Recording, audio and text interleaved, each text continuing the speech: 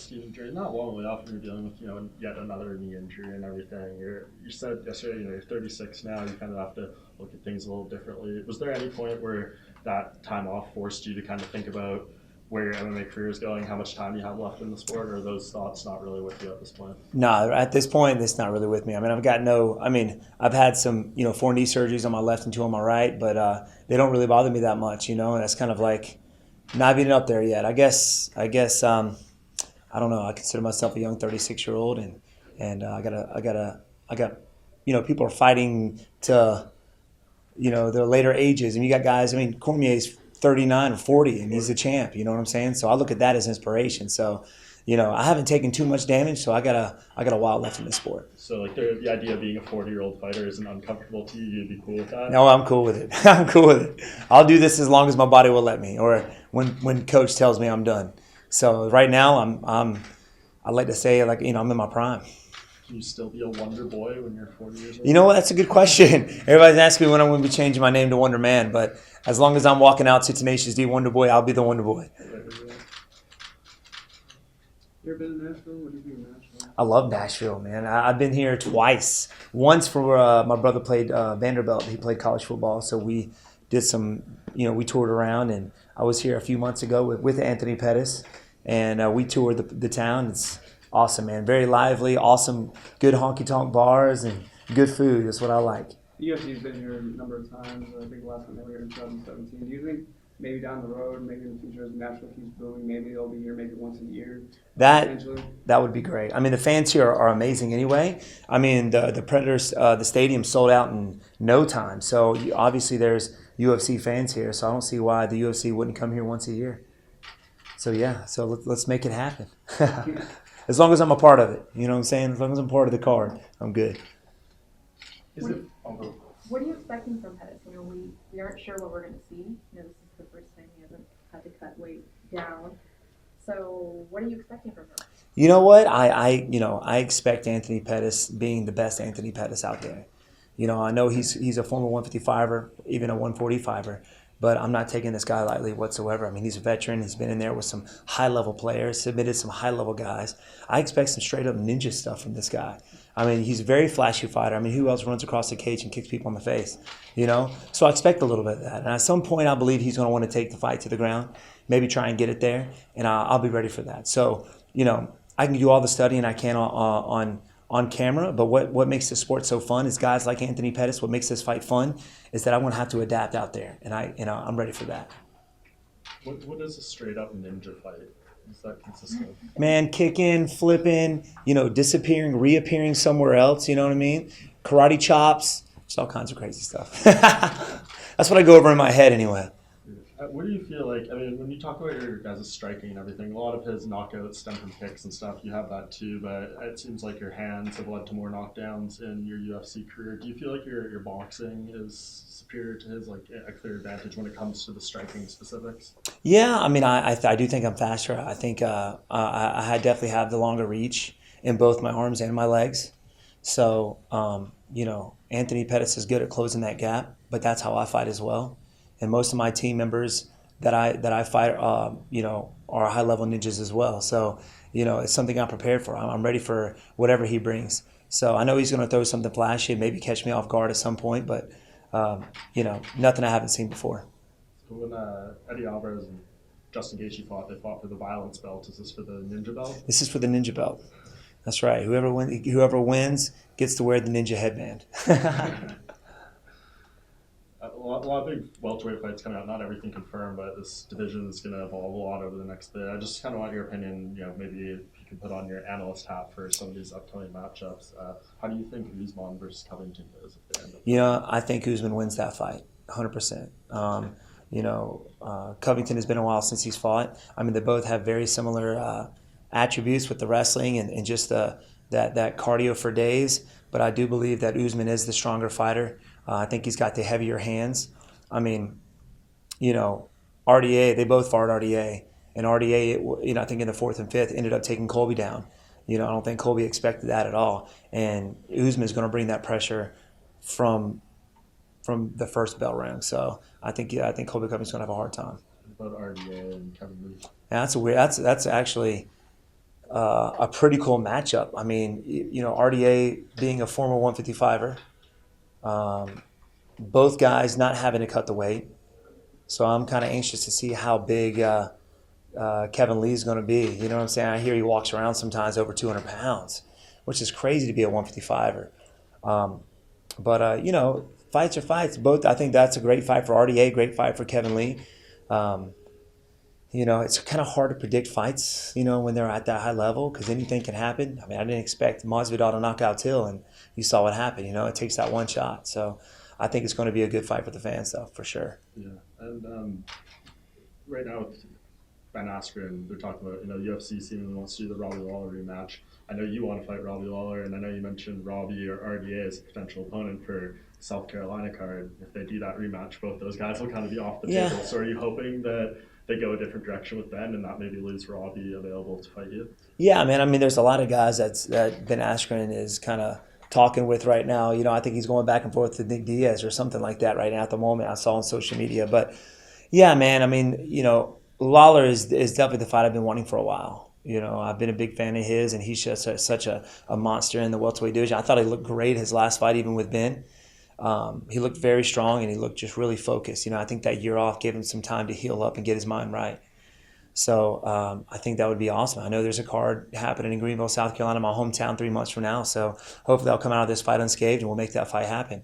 But, yeah, there's a lot of big things happening right now in the welterweight division. I mean, it was stagnant for a little while. It wasn't talked about very much because there was that whole Colby Covington Usman whole debacle with Tyron, who's going to be facing Tyron, and the division was kind of held up. But now that there's a new champion, and you've had these crazy fights like Masvidal and Till, and the whole hit him with the three piece and a soda in the back has caused a lot of excitement in this division. So, yeah, man. I mean, it's a very exciting division right now, but I would say it's the hardest and most stacked division in the UFC, which I'm glad to be a part of that. Do you think Robbie wants to fight you? Someone brought up your name before his fight with Askren, saying that maybe that was a fight that was in the works, and he kind of went out of his way to be like, no, that was never seriously close to happening. Well, to us, it was. From the word that we were getting, that it was happening, and it wasn't until the fight. I was up in New York with Chris Weidman during his fight is when I found out he was actually fighting Askren. So up until then, it looked like we were going to fight him. And I don't know if that was UFC or his coaches. I don't know what the whole plan was there. But, for a little while there, it looked like it was a for sure thing. But, things happen. So. Is Askren being good for the UFC for this division? I mean, it seems like he's calling everyone except more or less you, and maybe he knows you're just too nice to kind of engage with him. But do you think he's being good for this division? He's definitely bringing some flair to this division, yeah.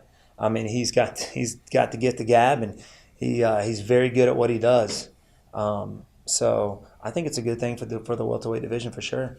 I mean, bring some excitement to it, Speaking of excitement, just like the amount of hype behind your fight just coming up here on Saturday. What's it like to have another guy with that type of energy, that flair, like just even verbally in front of the camera, like as Pettis, and then obviously you? I think it's great, man. I mean, I'm excited for this fight. Most of the guys I face in the welterweight division have been wrestlers, Ellenberger, Johnny Hendricks. I mean, even Rory McDonald's known for his jiu-jitsu and grappling. He tried to get the fight to the ground. Tyron is a high-level grappler, but you didn't get to see it a whole lot in our fight. Very rarely do I get to fight guys who are stand-up fighters. I mean, my last one was Masvidal, and I was super excited for that one because, I know for a fact this guy, number one, he's good at striking. Same thing as Pettis. And what excites me the most is I have to go out there and figure this guy out because I know Anthony Pettis is studying, man. He's working. And, of course, his coach, Rufus, says he's got my number, so I want to see what he's got. So I may have to do some adapting out there, which makes this fight fun, It's a chess match to me. And, the fight like I had with Johnny Hendricks is, to be honest with you, no disrespect to Johnny, but it was fairly easy.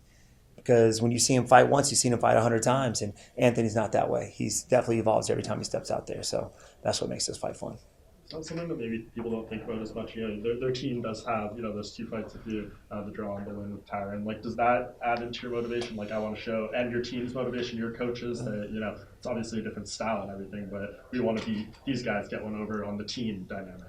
You know what? I never really thought about it, to be honest with you. I got my opponent, and that's who I'm all focused on, and that's all I'm worried about right now. And not the whole, Rufus, thinking he's got my number and all this crap. He says that, but I don't believe it one bit. And Tyron's a completely different fighter. He's not the same fighter as Pettis. So, the things that may work for Tyron may not work for him. But no, it doesn't bother me one bit. I don't think about that. So it seems like you're obviously targeting this fight with Robbie Lawler. I think your hometown coming up in June. But with Usman winning, it's kind of opened the division back up for you. There's no longer Tyron just kind of clamping down on any potential third fight for you there. Does the Robbie Lawler fight get you closer to a title shot? You know what? That's a good question. I think, for one, a good win over Pettis is going to put me back in the limelight. It's been almost 10 months since I fought again, and out of sight, out of mind. People stop talking about you, people forget about you. And I just want to be back out there, let everybody know that I'm still here. So, but a win over Lawler too. He's a former welterweight champion. He's one of the best strikers in the division, and has been in the game for a long time. So, it may not move me up, but it still shows everybody that I'm here if I go out there and do what I'm going to do, know I can do Saturday, and then fight Lawler, in my hometown. Prove that hey, Stephen's still here. Let's give him that shot again. So it's also been kind of a theme today that a lot of fighters are moving up in weight, especially recently. A lot of fighters have been having success moving up weight classes. Anthony Smith just fought for a light heavyweight title. Is that, obviously Pettis is making his move up to welterweight. Is that something that concerns you going into this fight, that this has been a trend that's been pretty successful? Yeah, no, not at all. You've got a few guys that are moving up. Actually, a lot of guys that are moving up. Cowboy Stroni did very well in the 170 division. Michael Chiesa just submitted Carlos Condit. Now you got Kevin Lee, and then you got Anthony Pettis moving up. This is my division, and I will welcome any one of those guys with open arms to our division. And I will be doing that Saturday night against Anthony Pettis. So it doesn't bother me one bit. He's my opponent, and everybody's saying I'm going to go out there and wax this dude, but I'm ready for a 5-minute round war. And that's what I prepare for. It may end up happening a lot sooner. So, I prepare for the worst, and that's the mindset I'm going to go in Saturday. And also kind of similarly, I know you've been asked this before, but the middleweight champion, obviously you do have a win over him. Is that something you've ever considered, or especially recently watching all these guys jump up weight and be so successful? Yeah, I thought about it. Yeah, I told myself, hey, I get this welterweight title. I faced Robert Whitaker and beat him in the first round. If I get that welterweight title, when I get that welterweight title, I'll jump up and fight him if he's still champ. Of course, I'm not a very big 170 anyway, but it may take some time to put some weight on. But I think that would be a fun fight, man, because I know the guy's going to keep the fight standing. And he's the same boat as me. He's fighting wrestler after wrestler after wrestler. And I think the only one in his division that isn't really going to be looking for the takedown is Israel. So yeah, man, if he still has it, I would love to jump up and fight him. Go for it. What do you make of Israel? Obviously, he comes from a very decorated striking background as well. Is he someone that impresses you, and you think he's kind of carrying the torch for the strikers in the UFC as well? I think so too, man. I like his mindset, man. We're both, we kind of like similar stuff. He's all into anime. You can see it out there in the octagon and stuff too. I'm all into that kind of stuff. He's a very good kickboxer, high-level striker. So, yeah, man, I find myself rooting for these guys. So, yeah, very impressed with him. Can we eventually see you have a ninja fight with him? Maybe. I don't know. Right now I got one guy I'm focused on, and that's Anthony Pettis this Saturday. So once I get past him, we can talk about that later.